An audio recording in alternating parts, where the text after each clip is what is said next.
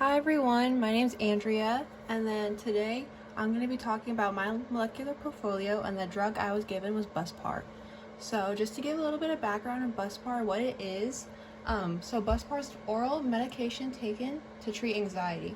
For those who take it, it helps them think more clearly, relax, worry less, and it treats the common symptoms that follow with anxiety. So the reason it works is because it affects certain neurotransmitters in the brain. Some common side effects that occur when you take Buspar are dizziness, drowsiness, headaches, blurred vision, tiredness, and lightheadedness. So it's recommended that if you're taking a monoamine oxidase inhibitor, which is also known as an MAO inhibitor, it's recommended that you don't take this drug just because of some of the elements combined in these drugs. It doesn't work out well. Something interesting that I found about Buspar is that according to the Medical News Today article, Buspar is no longer on the market, but the generic brand Busparone is still on the market today. And then I included a picture of what Buspar looks like if you buy it from the pharmacy. Okay, so next I'm going to be talking about the general description of Buspar, just so you know what it is. So here's Buspar, the drug I'm going to be talking about for my project. The generic name is Busparone, and then the chemical name is included right here.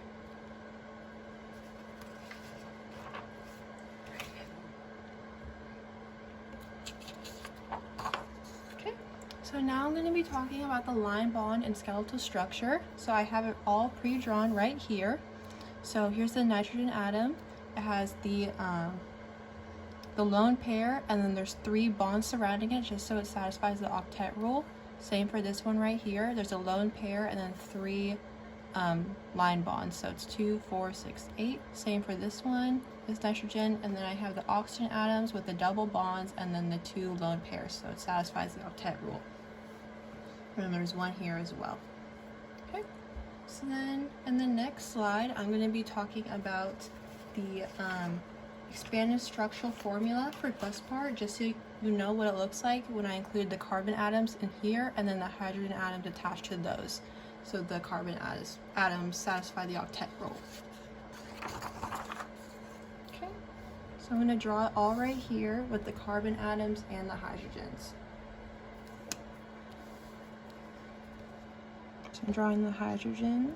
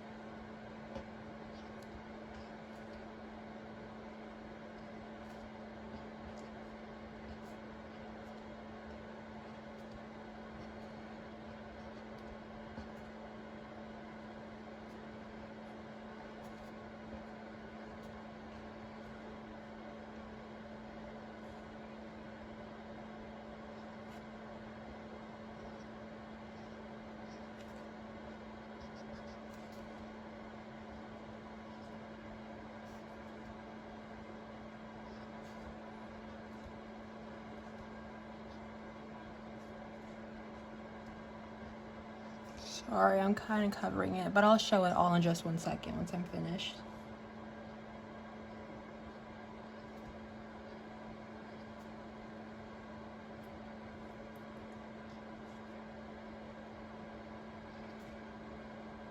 Okay, so now I'm going to go in and add the double bonds like I had attached earlier. So there's a double bond right here attached to the nitrogen and the carbon. There's another one attached right here to the 2 carbons. And then there's going to be one attached right here as well. And we're going to add in the lone pairs that are needed here, and then the ones necessary here. And then I'm going to add in the oxygen atom that I had earlier as well, and then the lone pairs for this one. And now I'm going to go in and add all the hydrogen.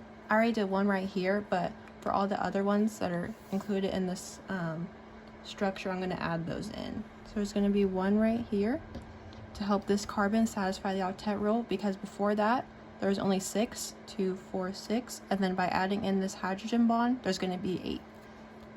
I'm going to add in 1 here, and then the hydrogens are strictly going to be bonded to the carbons just because the nitrogens and the oxygens already satisfy the octet rule because of the double bonds and the lone pairs. This one is going to have 2 because before there's only 4, and then by adding in the 2 hydrogens are going to be 8, so it's satisfied. Same for this one as well.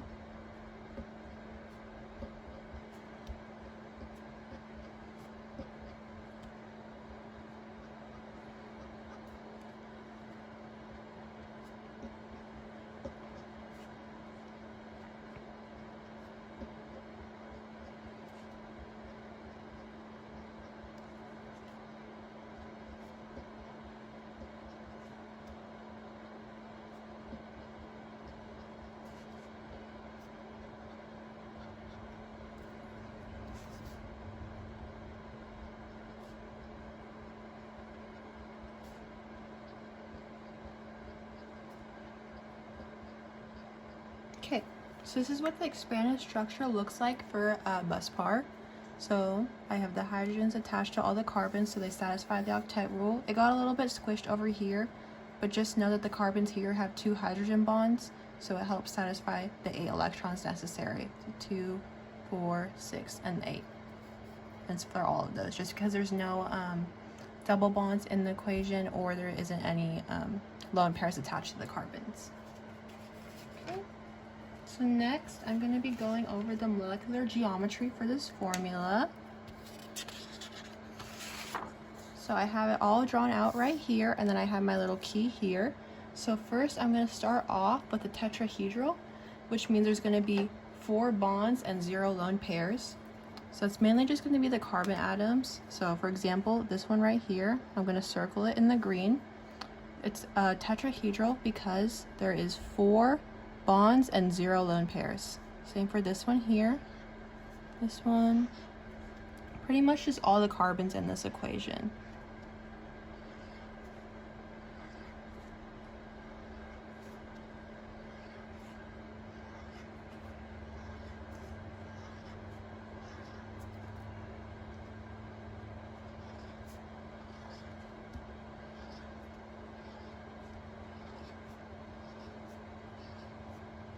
Okay, so all the carbons I circled are part of the tetrahedral group. Oh, I almost forgot one. Okay, so anything in green is tetrahedral simply because there's the 4 bonds and 0 lone pairs. And then it's a little bit squished here, but it's like the same thing as the last slide, or last paper.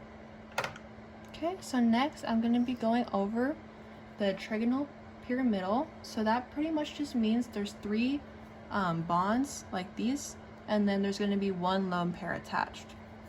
So that's pretty much going to be the nitrogen atoms. So for example, this one, there's 3 bonds included, 1, 2, 3, and then there's the lone pair attached. Then this one as well, 1, 2, 3, and then the lone pair. This one, 1, 2, 3, and then the lone pair. This and this one. Okay, so that's a molecular geometry for buspar. It's simply just tetrahedral and trigonal pyramidal. Okay, so next I'm going to be going over the molecular formula and the molar mass for buspar. So after doing some research, I found that the molecular formula is C21H31N5 and O2. And then in order to calculate the molar mass, I just looked at the periodic table and then looked at the weight for each element, and I just put it in here. So for example, here's carbon, there's 21 of them according to the molecular formula, and then the weight of carbon is 12.01. Here's hydrogen, there's 31, and then the weight is 1.008. Nitrogen, there's 5, and it's times 14.01 because that's the weight of the atom. And then oxygen, there's 2 of them, so 2 times 16. Okay, so I'm going to enter that all into my calculator right here and ensure that I got the same answer for the molar mass that I put. So we're going to do 21 times 12.01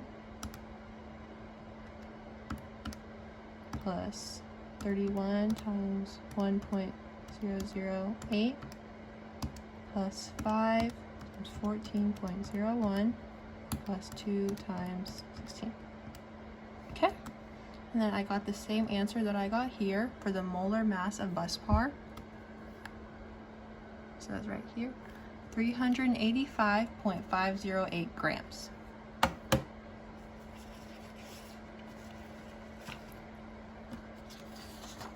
Okay, so now I'm going to be going over the hydrogen bonding for the molecule that was provided in the lab manual. So I pretty much just added hydrogens to, they're the hydrogen bonds for the hydrogens that already exist on the formula. So I did the red lines to make sure that people know that it's bonded to this. So for example, the hydrogen, I had the red lines and then it's bonded to an OH, and the oxygen right here, the red lines, and it's bonded to an H2O, so it satisfies the hydrogen bonds. I did that for basically all of the molecules that could have that. So for this one, and then the H and the O, and the O and the H. Okay, so moving on, that's going to be hydrogen bonding with busbar. So there's only a couple ways that hydrogen bonding exists with busbar. So it's going to be the oxygen atom right here, and then I included the red lines just so people know that it's bonded to that. It's not part of the like actual structure for busbar. And then it's the same for the oxygen that's directly across from it. There's the H2O bond. And then a couple of hydrogens right here include the hydrogen bond. So this one right here, and then I had the red lines to include it, and then the OH. Same for this and this one.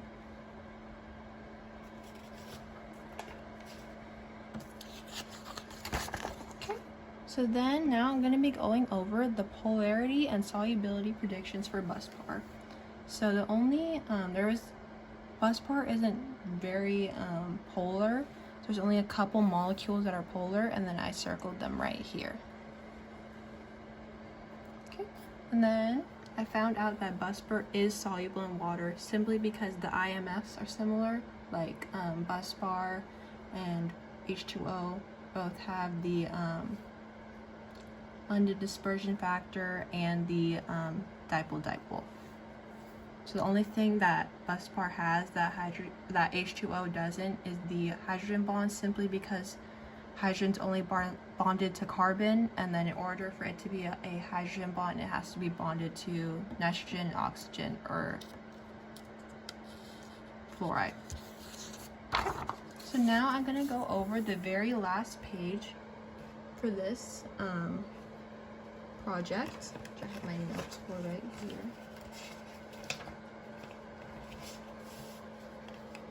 Okay, so it's asking us in the equation, you wish to prepare 50 milliliters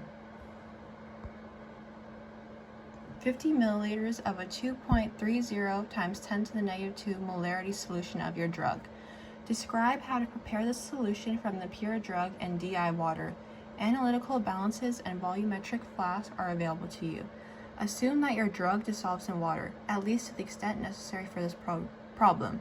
Use complete sentences in your description of the solution preparation for this process.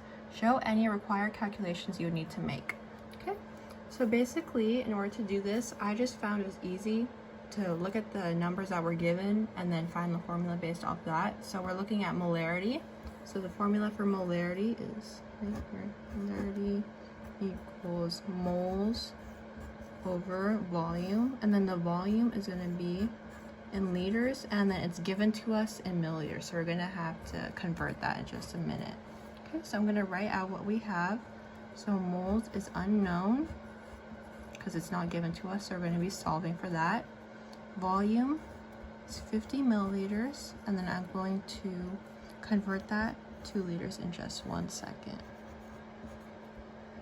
So we're putting milliliters at the bottom, so 1 milliliter over 1 times 10 to the negative third to convert it to liters. So that's going to be, I'll do that on the calculator.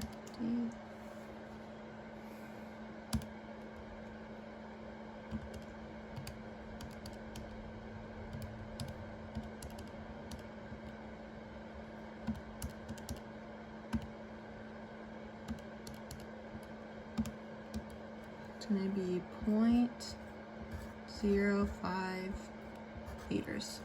And then the molarity of the solution is 2.30 times 10 to the negative 2. And that's basically 0.02. Okay. So then we're going to set the problem up in order. So we're going to need to isolate the moles. So we're going to multiply the volume and bring it up here. So what we have is going to be molarity times volume equals moles. So I'm going to do that at the bottom right here. So the molarity is 0.023, and the volume is going to be 0.05. That's going to give us the moles.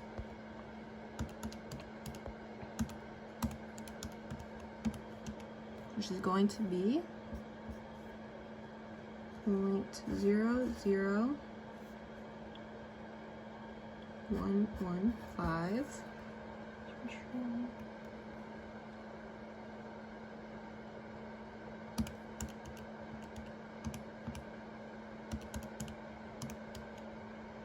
Okay, so it's going to be that. And then in order to figure out how to do this, we're going to have to convert the moles into grams, because we can't really we can't measure moles while we can measure grams. So we're going to convert that moles into grams. And then we're going to have to include the molecular mass or molecular weight for busbar, which is 385.508, as I calculated earlier.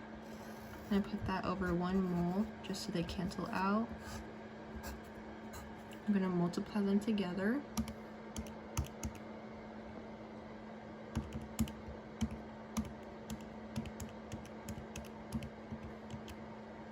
And it's going to be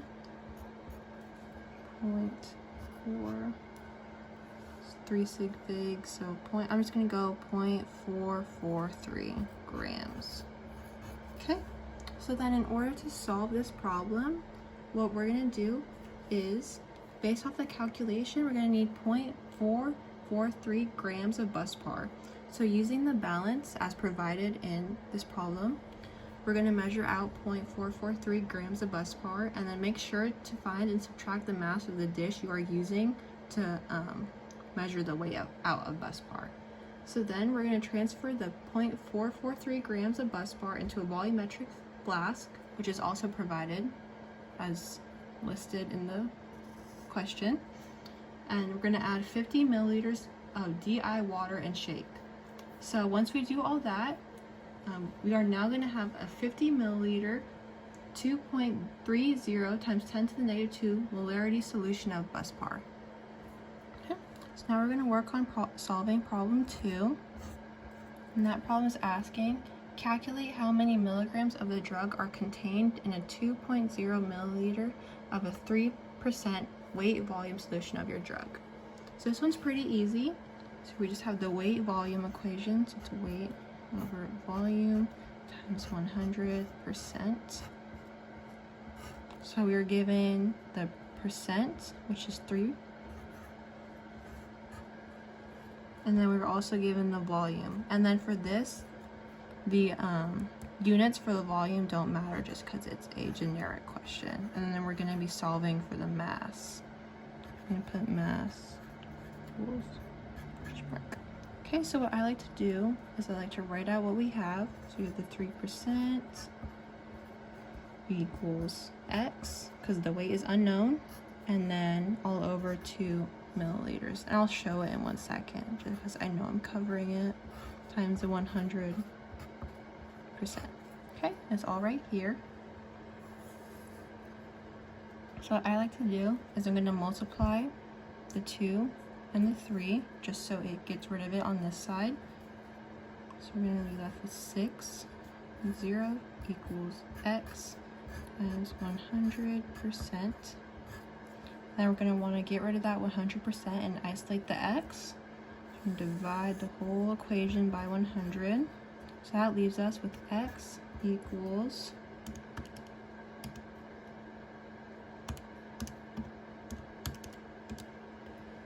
0.06, so the weight. I'm just going to put grams. And then what I like to do is I like to plug it in just to make sure it's all correct. So we're going to have 0.06 all over 2 times 100. Okay, so we're going to put that in the calculator. I'll put it right here.